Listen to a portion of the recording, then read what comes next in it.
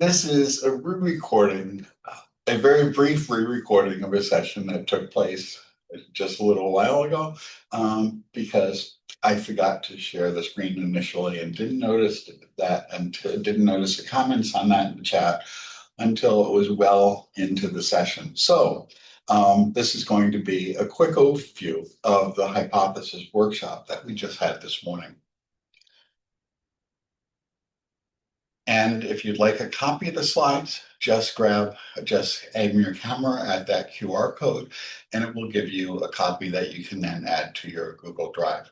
And then in the future, you can click copy slides and from there. So we'll talk primarily about how hypothesis is used within the LMS. There are options for using it outside, and we did a workshop on that a few years ago, but we haven't seen a lot of people choose that option. So there is a recording to that earlier workshop here if you would like to see that once you've downloaded the slide. And then we'll be talking about some examples in Brightspace and how to add things to Brightspace, how to add these things to Brightspace. Now, Hypothesis is a social annotation tool in which students can interact with documents, typically PDFs, but also websites.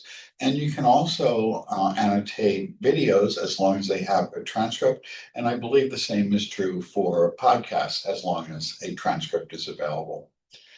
Now, in general, in Hypothesis, when it's used outside of the LMS, annotations could be set to be public, viewable by anyone, private, where only the person creating them views them, or restricted to a group, which would typically be what, like in educational applications, would often be a class group.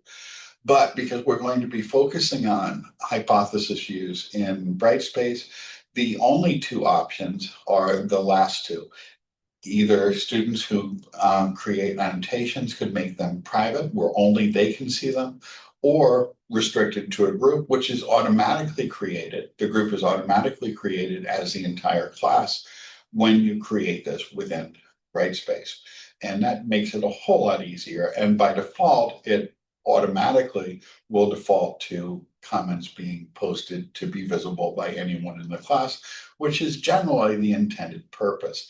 And for a student to save things privately, they'd have to deliberately change it from and on their post from being class annotations or group annotations for annotations for the whole class to being just their private annotations. And that rarely happens because there is this nice default bias which works in our favor that way. Now, when it's used outside of the LMS, user-created tags are sometimes used to curate materials, where if you're gathering information, for example, in a group project, you could have students go out and find resources on the web and tag them in particular categories and then share it with the class. But that is not available in the same way, or at least for curation purposes, when it's done within the LMS. More typically, the tags that are used within Brightspace or any other learning management system are used when you're asking students to identify certain parts of an argument or certain parts of a poem or a screenplay or whatever you're using Hypothesis with. Now, Hypothesis could be used for online classes, and it often is. In fact, it's often used as an alternative to a discussion board, but it's also commonly used within classes. And one of the things many faculty note is that students don't do many assigned readings before class, and this is not a new phenomenon that goes back for many, many years, probably centuries, but it does seem to have gotten a bit worse in the last several years, and there's some evidence to support that.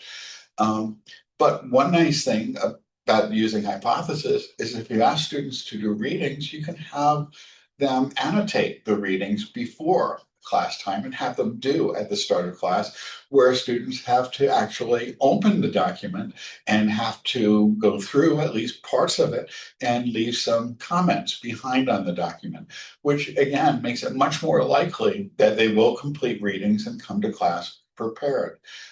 As an example of that, one thing that I had done for several years is in my capstone course in economics and in our applied math economics program, or applied mathematical economics program, what happens is that students present papers, typically in groups of 2 or 3, which are either journal articles or working papers, every week. It's a 3-hour class. It meets once a week. And I had posted all the links to all the readings, or posted the readings when that was feasible in the learning management system. This goes back to Brightspace and Angel days, actually. And what would happen is that students would be pretty well prepared for the paper or the study that they were presenting, but generally didn't come very well prepared on the ones that other groups were presenting. So I first started doing discussion forums 7 or 8 years ago for each paper, where students had to comment on the paper and post their reactions to the papers for each of the papers, or at least the papers other than the one they were presenting. And those comments tended to be fairly superficial, which was not an uncommon phenomenon with discussion board posts in general about readings that were assigned, or as starting prompts for a discussion forum. But when I started using hypothesis for this, the students were actually having to engage with the argument and with the text directly, and that tended to lead to much better discussions, not just much better discussions in the material, but there would be more threaded discussions where people would be responding to each other in there, and much more valuable content in those threaded discussions, I should say. And also, when they came to class for the presentations, they were much better prepared to ask questions and to comment on things and to have a more active discussion about the content than when they just weren't as well prepared on papers other than the ones they presented themselves. Another way in which I've used it is for peer review, but this could be used I mentioned in open pedagogy projects, but it could be used in any type of project where students are doing some work and you'd like to get some feedback from other students. So in the classes that I'm referring to, in that capstone courses again, students have often engaged in writing recently some book projects where groups of 2 or 3, or typically 2 or 3 students would write a chapter of the book. And then at various stages, an initial draft, a second draft, and a final draft, the documents, let me go back a step, that they work on them within their group in Google Docs. And then at specific dates, I would download the current state of their documents for each group into a PDF, post it in Brightspace as a hypothesis-enabled document, and then students would provide peer feedback to each other. And that was a really good use. What I had tried the first time I did this quite a while back was to use Google Docs, where students could just leave comments on each other's work. What I discovered the very first time this was done, and I only tried it very briefly once, was that they would leave comments for each other as they were asked to do. But then the students who received the comments got a notification in their email about some suggested changes, and they would go in and implement the change immediately, sometimes at 2 or 3 in the morning. And that made it really difficult to keep track of the annotation or the comments that were being provided and the original documents. So by switching to hypothesis, the document was frozen at a given stage, and all the comments and the feedback were frozen at that stage. So I would have access to see not only what people had written at that point, but also the quality of the feedback that they were giving to each other, which could then be evaluated, and they could get some feedback on their feedback. So it ended up working much more effectively. And you could also see the progress that people were making from stage to stage by locking in and freezing the documents at each stage. And you can also then go and see whether they implemented the changes in the subsequent drafts. So those are 2 ways in which I've used it, but it could be done in any type of writing projects, or in any project where you'd like to get peer feedback, pretty much. So the benefits are, as I suggested, students become much more accountable for doing the readings. It's also a little less likely, it still happens, but it's less likely that they'll rely on AI to generate comments. When I was last teaching an online course a couple of years ago, I had the feeling there was a very strong suggestion, at least, that most of the posts that were coming in discussion forums in an online course were coming from AI rather than from the students themselves. And I got a little bit tired of that. But by switching to hypothesis, again, it's easier to actually comment on the text when the text is right in front of you than it is to ask AI to do that. It's more work to avoid interacting with the text this way with hypothesis. And I have to say, I did have two students who did have some problems with avoiding that during the spring 2026 semester, in part because I think they were not native English speakers. And that may have been one of the reasons why they relied on AI. And I did eventually break them from that, but it was a little bit of an adjustment. In any case, it does make the materials a little bit more resistant to AI, and it was much clearer that most of the comments were coming from the students themselves. And also, they enjoyed engaging with each other, that they got, and with me, in the discussions, because they could respond to each other just as in a discussion forum. They could have threaded discussions, and they tended to be reasonably high quality for the most part. And I've been doing this for a number of years, and it's worked quite nicely. Now, just a few things to get started is that any materials that are put in hypothesis have to have text that are accessible, basically. So PDFs are possible as long as they're not just an image scan of a page of text. They have to have a text layer in the document. In other words, they have to be accessible. They have to be readable by a screen reader, basically, because that's essentially the type of thing that hypothesis is reading. They could also be documents on the web, the websites, but make sure that if you want to use material from a website, that it doesn't include material that requires a subscription. So PDFs that you upload that are readable,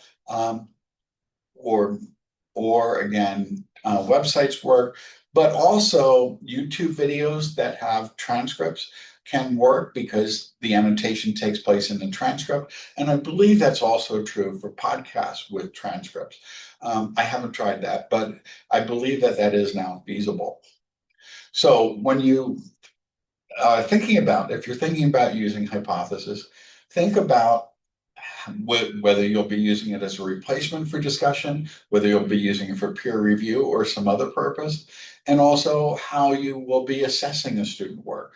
It's not uncommon just to assess it in the same way you would with any other type of discussion forum. And typically these things tend to be low stakes assignments, but they don't have to be. If you want to ask students to do more using hypothesis, you may want to adjust the stakes appropriately. So this is the basic process. You locate where you want the hypothesis reading to appear. You'd go to existing readings. Well, actually, it's easier just to demonstrate this. So I'm going to hop over to Brightspace. And with the appropriate window, which I logged out of. I will be there in just a second now.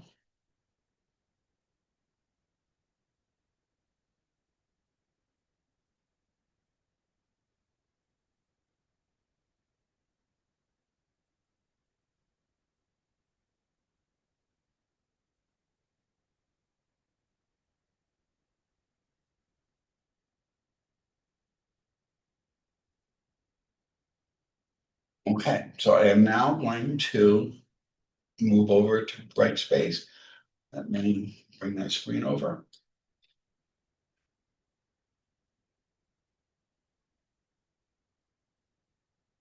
Okay, so I'm going to go here. And we're going to go into the CELT group. And if you'd like to experiment with hypothesis, we do have a workshop here or a site. Let's try that again. We will click on content and then go to the hypothesis workshop material.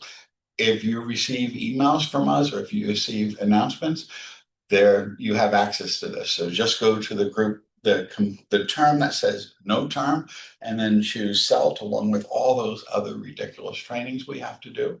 Of course, some of them are valuable. And we are going to then first go out and get an article. So I'm going to go to scholar.google.com.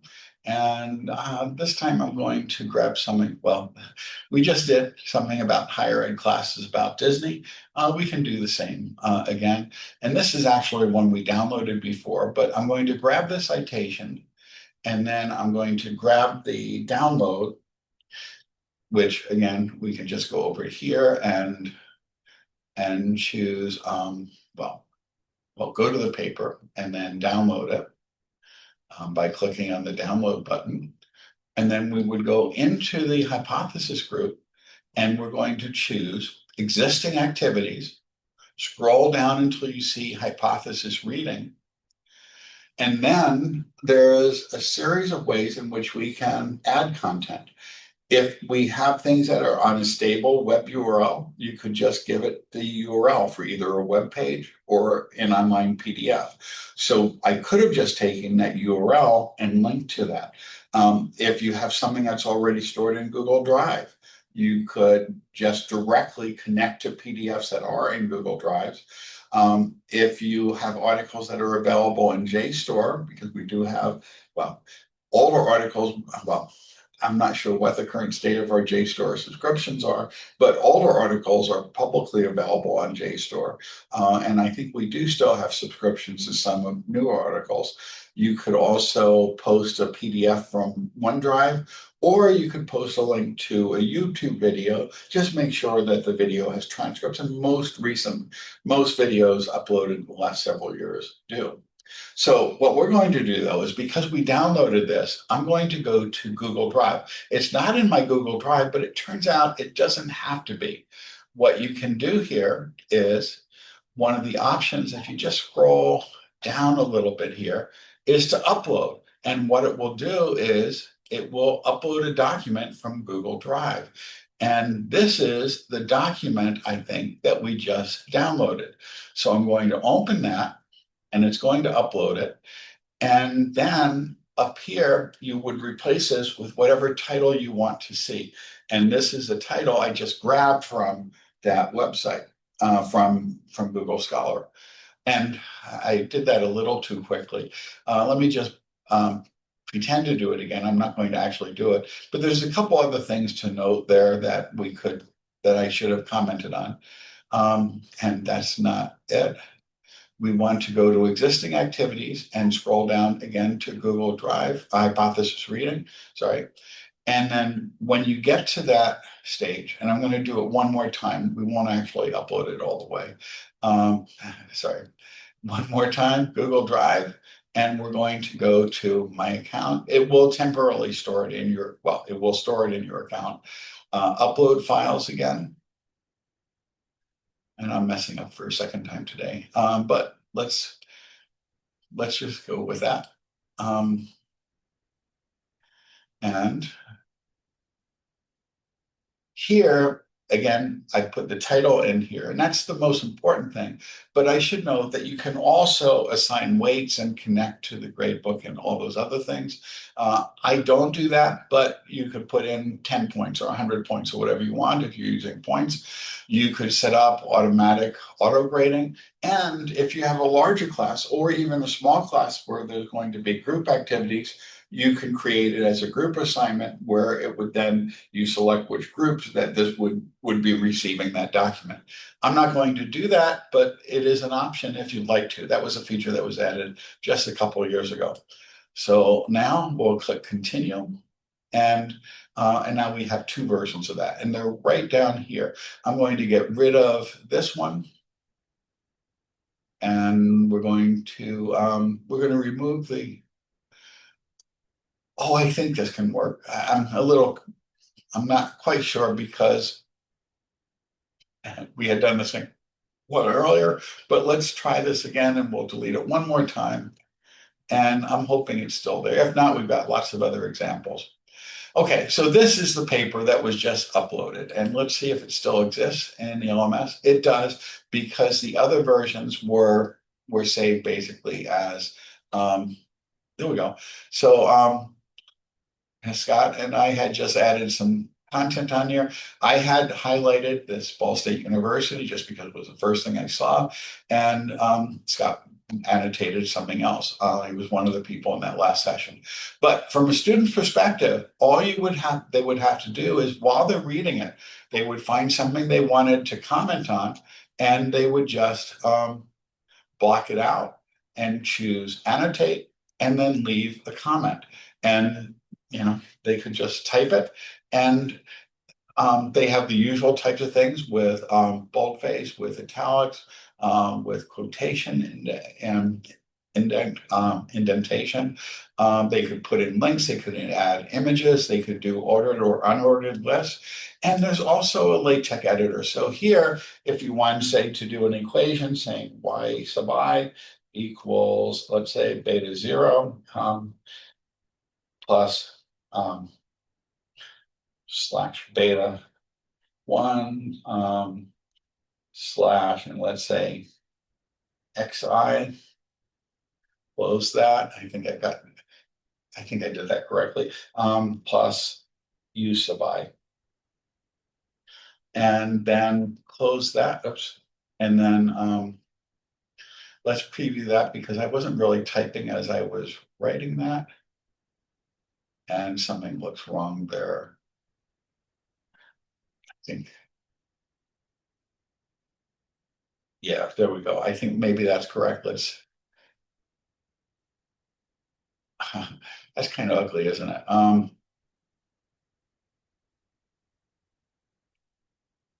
Let's try that again.